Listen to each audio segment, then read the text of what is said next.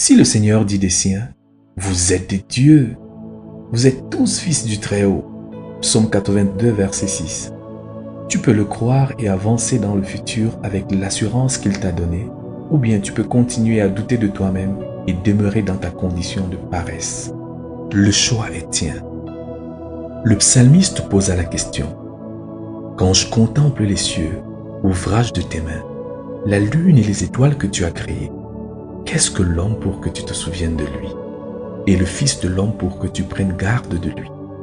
Tu l'as fait de peu inférieur à Dieu, et tu l'as couronné de gloire et de magnificence. Tu lui as donné la domination sur les œuvres de tes mains. Tu as tout mis à ses pieds. Psaume 8, versets 4 à 7. Dieu t'a fait de peu inférieur à lui-même, t'a couronné de gloire et de magnificence, t'a donné la domination sur les œuvres de ses mains et a tout mis à tes pieds. Devoir penser et parler si mal de toi-même, c'est pécher sérieusement contre lui. Permets-moi de te poser une question. Qui te connaît mieux, Dieu ou toi-même? Quel témoignage de toi est le meilleur, le tien ou celui de Dieu? Encore une fois, le choix est tien. Chapitre 7. La paresse est causée par le péché. Il y a des gens qui travaillaient très dur avant et étaient bénis par le Seigneur. Au lieu de continuer dans la sainteté, ils choisirent le chemin du péché. Ils commirent le péché et ce fut leur fin.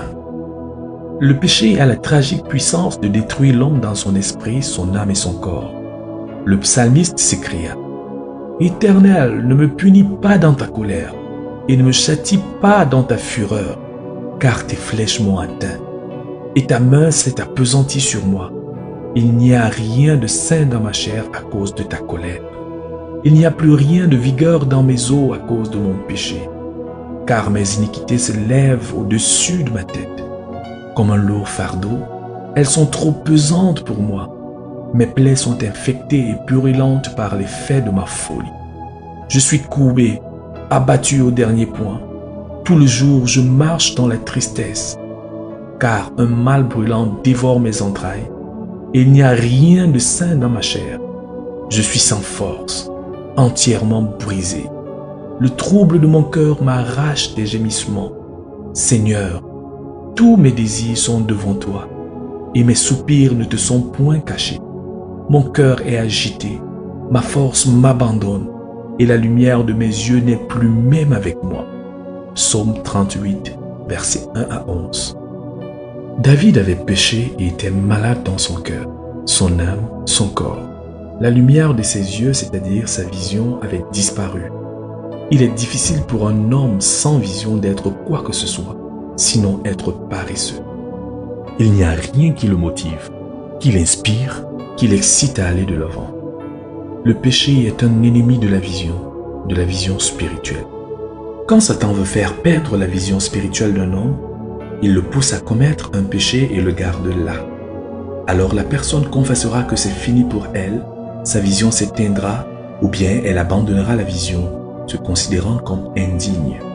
Le diable t'a-t-il poussé à commettre un certain péché? Avant, tu n'avais jamais pensé qu'étant spirituel, tu pouvais tomber dans un tel péché. Mais tu es tombé et tu es véritablement tombé. Deux possibilités se présentent devant toi. Tu peux te repentir de ton péché, confesser ton péché, faire la restitution et croire que Dieu t'a pardonné. Puis te pardonner toi-même et avancer, sortir de ta condition de chute et de paresse. Tu peux aussi continuer à te lamenter et à pleurer par amour-propre et par apitoiement sur soi-même. La Bible dit, « Si nous confessons nos péchés, il est fidèle et juste pour nous les pardonner et pour nous purifier de toute iniquité. » 1 Jean chapitre 1 verset 9.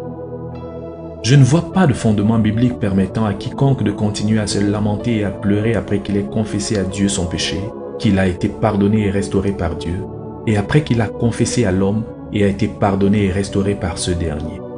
Une telle personne restaurée doit se débarrasser du passé, se réjouir dans le Seigneur et ne pas donner au diable une occasion de se réjouir. Le diable se réjouit quand les croyants continuent à se lamenter sur leurs péchés plus qu'il ne l'a fait au moment où ils ont péché. Il se réjouit quand les croyants continuent à être tristes et sont incapables de retourner à leur travail pour le Seigneur longtemps après leur restauration. Le diable se réjouit quand les croyants tardent à restaurer celui qui a été restauré par le Seigneur. Il se réjouit pendant qu'ils attendent que le délai établi par leur système religieux expire, plus qu'il ne s'est réjoui sur le péché même. Chapitre 8. La paresse est causée par l'accusation portée contre Dieu. Ceux qui croient Dieu travaillent dur. Ceux qui ne croient pas Dieu, qui sont ingrats, qui accusent Dieu, sont souvent paresseux. Un tel personnage dans la Bible a dit à son maître: « Je savais que tu es un homme dur, qui moissonne où tu n'as pas semé et qui amasse où tu n'as pas vanné. J'ai eu peur et je suis allé cacher ton talent dans la terre. Voici, prends ce qui est à toi. » Matthieu chapitre 25, versets 24 à 25. La paresse est un témoignage au fait que la personne a quelque chose dans son cœur contre Dieu le Père. Cela peut être de l'amertume pour une raison ou une autre. Il y a des gens qui, au lieu de faire face à leur échec et de faire ce qui est à faire à ce sujet, cherchent plutôt à faire retomber le tort sur quelqu'un d'autre, spécialement sur Dieu. De telles personnes peuvent demander: « Pourquoi Dieu a-t-il permis que je naisse dans un pays pauvre? Pourquoi Dieu n'a-t-il pas permis que je sois plus intelligent que je ne le suis? Pourquoi Dieu a-t-il permis que mon père ou ma mère meure? Pourquoi Dieu n'a-t-il pas permis que je réussisse à mon examen? Pourquoi Dieu m'a-t-il fait échouer? Pourquoi Dieu a-t-il enlevé mon mari?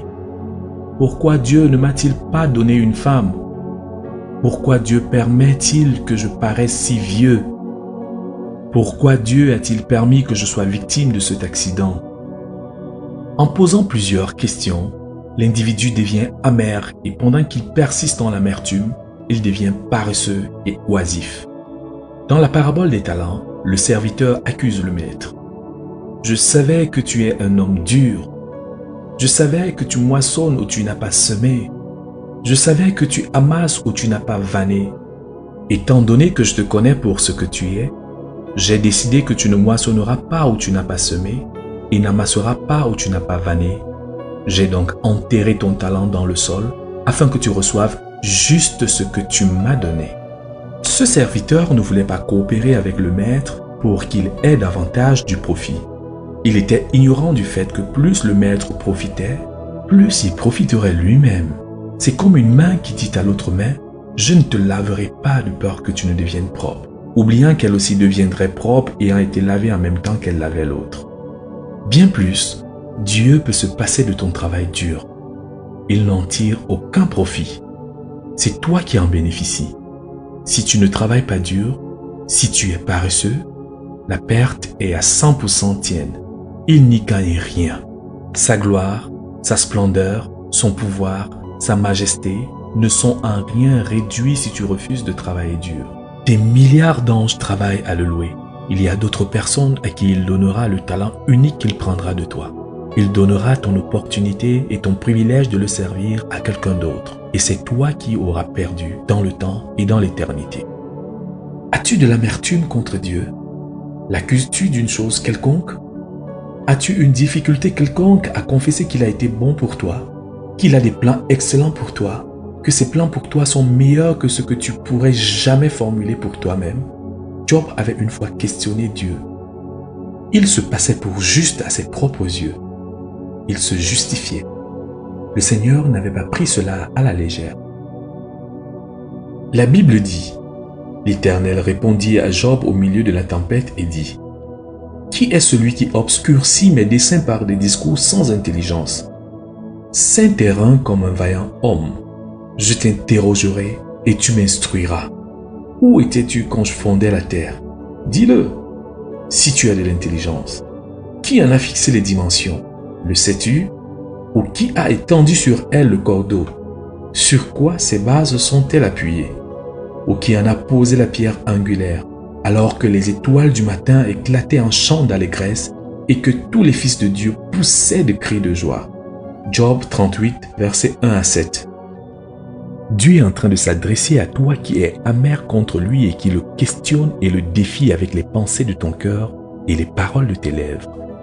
Il te dit: celui qui dispute avec le Tout-Puissant est-il convaincu? Celui qui conteste avec Dieu a-t-il une réplique à faire? Job chapitre 39, verset 35.